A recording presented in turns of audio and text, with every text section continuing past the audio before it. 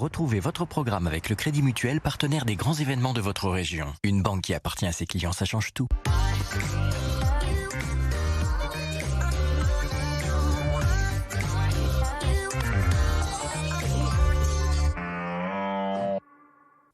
Top Sortie à la maison, c'est votre rendez-vous chaque vendredi, vous le savez, consacré à la culture sur BFM Lyon. Soyez les bienvenus. Notre invité cette semaine, Grégory Faes, c'est le directeur général d'Auvergne-Rhône-Alpes Cinéma. Bonsoir. Bonsoir. Et merci d'avoir accepté notre invitation. Face à vous, comme chaque semaine, notre expert culture sur BFM Lyon. Vous la connaissez, vous l'attendez.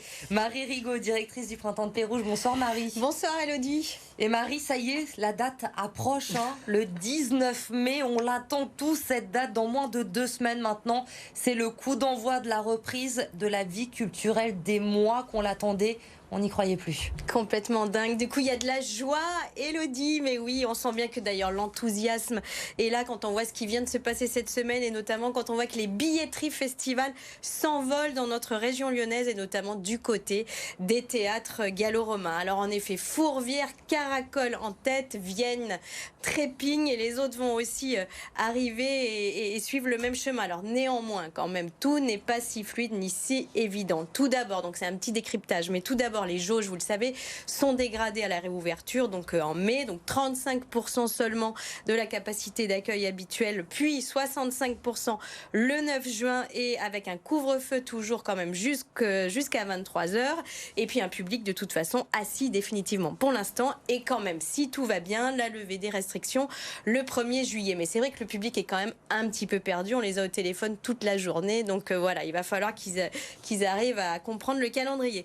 C'est donc un casse-tête, les horaires donc décalés, les espaces bars et restauration un peu sacrifiés aussi au moins hors démarrage et puis donc tout en assis et quid surtout le pass sanitaire. Ça c'est le grand mystère. On y arrive. Mais qu'est-ce que c'est que ce pass sanitaire? Eh bien, pour avoir donc la chance d'assister à un concert cet été, alors il faudra que vous soyez soit vacciné mais pas seulement, enfin je veux dire c'est pas une obligation non plus parce que les gens font pas encore tout à fait cette distinction, donc soit vacciné, soit que vous ayez fait ce fameux test PCR de moins donc de 72 heures. Alors le tout sera donc à scanner, vous devrez présenter à l'entrée votre smartphone avec soit ce fameux code QR, soit avec vos attestations de labo à présenter à l'entrée. Ça c'est pour l'instant pour le redémarrage, mais on voit bien que tous les jours les lignes bougent. Bon, en gros, il faut être hyper motivé et vraiment mélomane pour consommer du concert cet été, mais on voit bien que la motivation, vous l'avez déjà. En tout cas, la situation va s'améliorer de semaine en semaine, de mois en mois. Nouvel espoir. Hier, Roselyne, bah oui, elle a repris la parole. Roselyne Bachelot a annoncé, c'est quand même assez drôle, je dois dire, que les festivals en extérieur pourront accueillir le public debout avec une jauge de 4 mètres carrés par personne. Moi, franchement, j'ai besoin d'un mode d'emploi parce que là, pour l'instant, j'ai rien compris. Ça, il va falloir mettre de la rubalise tous les 2 mètres par 2 mètres ou un agent de sécu par personne aussi. Ça va être peut-être un petit peu compliqué, effectivement. Mais c'est une nouvelle. Des petits carrés comme ça dessinés pour le Printemps de Pérouge et chacun. On a tous beaucoup de temps devant nous pour organiser ça. Mais on va en savoir plus dans les prochains jours. Ça s'organise, mais en tout cas, ça fait du bien, Marie, de voir que ça repart. Eux aussi, évidemment, ils attendent cette date du mercredi 19 mai avec impatience. Les acteurs du monde du cinéma. Les salles sont restées fermées 300 jours depuis le début de cette crise. Les films sont restés dans les cartons, du coup. Grégory Faes, je le disais, vous êtes le directeur d'Auvergne-Rhône-Alpes Cinéma. Cette réouverture, elle vous redonne le sourire, ça y est, enfin? Bah oui, parce que nous, sans la salle de cinéma, on n'existe pas, puisqu'on fait des films pour ça. Donc, par contre, sur les conditions, on est, comme tout le reste de la culture, on est à peu près sur la même chose, c'est-à-dire le même calendrier. Je pense que la seule différence significative, d'abord, c'est qu'on est assis. Ça, c'est un petit avantage. Et dans des salles qui sont vraiment préparées pour accueillir du public avec les conditions sanitaires évidemment idéales et on n'a pas de passe sanitaire a priori. En tout cas, j'en ai pas entendu parler. Voilà, pour le moment, oui, sur les cinémas, on n'en parle pas. Oui, je pense pas que ce soit vraiment le cas puisque comme on est assis, on a moins ce problème de déplacement et puis aussi de s'agiter. Enfin bon. Bon, on va parler évidemment de ce qui nous attend dans les salles. On va le rappeler, peut-être notre région Auvergne-Rhône-Alpes, c'est la 2e coproductrice de films en France. Comment s'est passé ces derniers mois? Vous avez pu continuer à travailler, à tourner? Il y a eu des reports, des retards? Alors ça a été parfois un peu compliqué, il y a eu des périodes plus difficiles que d'autres évidemment, selon les périodes de confinement. Mais en fait ce qui s'est passé c'est très concrètement au tout début du premier confinement, on a eu des réunions techniques. Je me demande si vous n'y avez pas participé d'ailleurs, avec notamment Laurent Wauquiez. Et moi j'ai posé la première première réunion, j'ai posé la première question, j'ai dit qu'est-ce qu'on fait? Est-ce qu'on continue ou est-ce qu'on arrête? Est-ce qu'on continue de soutenir, puisque notre rôle c'est de soutenir la production? Est-ce qu'on arrête? Et la décision est venue tout de suite, c'était on continue. Et donc on a continué et on n'a jamais eu autant d'activités. Malgré la crise. Oui, en plus la région a voulu soutenir, il y a eu un plan de relance, donc la région a vraiment voulu soutenir la production, on a même eu des moyens supplémentaires. Donc en fait, on a produit. Alors c'est vrai qu'on peut trouver ça un peu absurde parce qu'on se dit les salles sont fermées, on produit beaucoup. Mais je pense que c'était une bonne décision. Parce qu'en fait, nous, on est ce qu'on appelle une industrie de l'offre. C'est-à-dire que les salles sans projet, sans film, elles n'existent pas en réalité. Et en plus, on a la chance, en France, d'avoir une production nationale forte. Des salles de cinéma aussi bien implantées sur tout le territoire. Et donc, c'était ça un peu la logique. C'était de dire, il faut être prêt pour la reprise. Et surtout, il faut avoir une offre de cinéma français à proposer. Pour qu'on se rende compte, pardon, je vous coupe, vous dites on n'a jamais été aussi fort presque cette année en production. Ça représente quoi? Vous l'avez chiffré un peu Alors nous, ça a été, c'est toujours assez difficile parce qu'il y a les séries, les films, beaucoup d'activités, les documentaires aussi. Nous, par exemple, en ce moment, de près, on a à peu près une 30aine de films. Ce qui est énorme. Je crois qu'en tout dans le cinéma français, on doit être entre 200 et 300 films. Même si pour l'instant la ministre dit un peu moins, mais en fait on est plutôt à ce niveau-là. Et du coup, comment ça se passe pour cette réouverture? Dans moins de 2 semaines maintenant, vous le dites, il y a plein de films de près. Lesquels vont sortir en premier? Comment ça se passe cette distribution? Alors, pour l'instant, c'est pas terrible, c'est-à-dire qu'ils n'arrivent pas à se mettre d'accord. Nous, c'est les distributeurs de films qui doivent se mettre d'accord. Et en fait, pour l'instant, ils veulent tous sortir assez vite, évidemment, parce qu'ils n'ont plus les moyens d'attendre. Et les producteurs non plus les moyens d'attendre. Donc, ça discute avec l'État, le CNC, etc. Mais c'est un peu difficile. Après, nous, on a sur nos 30 films, ça s'étale sur toute l'année. On en a un qui devait sortir le début novembre, je pense à Slalom, qui va sortir le 19 mai, de Charlène Favier, qui est donc de notre région.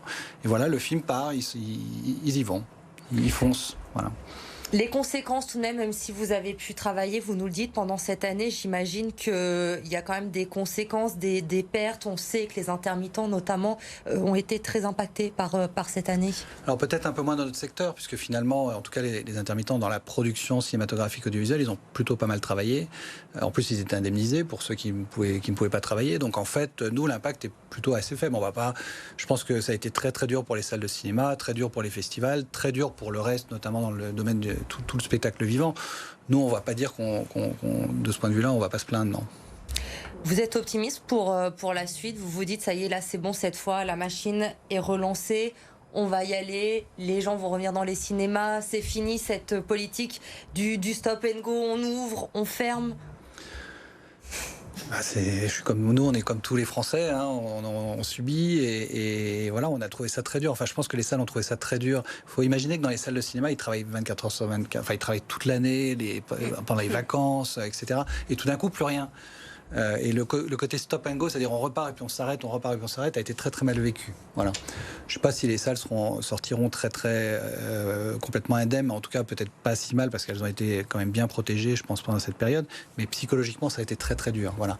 Et on a tous envie. Et puis j'ai envie de dire, on a tous vu quand même une forte appétence du public pour des propositions différentes, notamment sur des plateformes à la télévision en tout cas. C'est une crainte ça que vous avez, oui, effectivement, parce que beaucoup de films aussi sont sortis avec cette fermeture des salles via les plateformes. Alors, assez peu de films en fait, mais par contre beaucoup de propositions en série notamment. Est-ce que vous pensez que ça peut changer peut-être les habitudes des spectateurs qui viennent d'habitude dans les salles? C'est une inquiétude que vous avez? Moi je suis très catégorique, c'est-à-dire que je suis absolument persuadé que le public va retourner au cinéma. Par contre on ne peut pas dire, c'est impossible de dire qu'il ne s'est rien passé et que il va y avoir un monde d'après, c'est évident. C'est-à-dire qu'il va falloir s'adapter aussi à un changement d'habitude de consommation des publics et voilà, et produire différemment et diffuser différemment. Ça, c'est absolument certain. En attendant, on a tous hâte de retourner dans une salle pour voir un film et ce sera à partir du 19 mai. On va passer à présent au coup de cœur de Marie. Cette semaine, vous nous faites découvrir une illustratrice qui vit et qui travaille à Lyon, Dorothée Richard. Oui, c'est une sacrée belle rencontre. En tout cas, elle est hyper talentueuse, Dorothée, et elle a une signature tout à fait singulière et unique. Alors, elle utilise principalement le feutre à alcool pour dessiner donc des scènes urbaines, des scènes d'intérieur et autres fragments du quotidien. Elle s'intéresse à l'imagerie pop, à l'imaginaire collectif, au familier, et elle capte et retranscrit avec ses feutres aux couleurs tout à fait acidulées. Et qui de mieux que l'artiste elle-même pour nous parler de son travail? On va l'écouter, Dorothée Richard, elle est au micro de Jérémy Pain. Je suis assez inspirée par la piscine du Rhône, les serres du parc de la Tête d'Or. J'ai redécouvert le feutre et je trouve que c'est un outil très intéressant parce que déjà il y a un panel de couleurs très important. J'ai l'impression qu'il se développe de plus en plus, notamment dans la pratique des étudiants des écoles d'art. Alors donc en tout cas on peut découvrir son travail à la galerie Autour de l'image, c'était tourné là donc dans le 2e à Lyon. Son expo est visible jusqu'au 15 mai mais attention, il faut prendre rendez-vous avant d'y aller et vous pouvez aussi découvrir tout son travail en ligne sur le site de la galerie. Donc bon vous l'avez vu ou en tout cas vous allez le redécouvrir en ligne, c'est un travail extrêmement sensible et très coloré. En tout cas moi je l'adore et elle nous raconte quelque chose de nos vies, on peut se retrouver dans chacun de ses dessins. Puis j'avais envie de parler d'elle parce qu'on a un lien maintenant avec elle particulier. Donc son histoire va être liée à celle du Printemps de Pérouges puisque on vient de lui confier un travail d'illustration sur la rétrospective des 25 ans du festival. Donc le travail est en cours et là normalement on doit vous présenter le premier dessin du château de Chazé qu'elle vient de terminer, château de Chazé, puisque c'est le site dans lequel va se dérouler l'édition 2021 du festival. Et d'ailleurs Élodie, on vous présentera la semaine prochaine en primeur notre programme 2021 parce que nous aussi on se relance. Si c'est pas un teasing ça que vous faites, Marie. Voilà, on vous livre, voilà. Le Printemps de Pérouges arrive, attention. Du Printemps de Pérouges. La semaine prochaine, ne manquez surtout pas Top Sortie pour savoir ce qui vous attend au Printemps de Pérouges. Rapidement pour terminer, en bref, je vous rappelle votre rendez-vous culture du week-end également sur BFM Lyon. C'est Lyon City à retrouver tout le week-end avec l'annonce du programme des Nuits de Fourvière cette semaine. Cola Bedoya a rencontré Théo Charaf.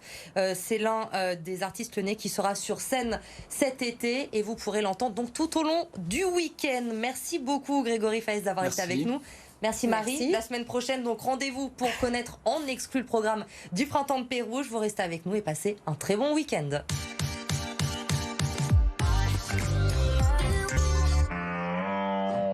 C'était votre programme avec le Crédit Mutuel, partenaire des grands événements de votre région. Une banque qui appartient à ses clients, ça change tout.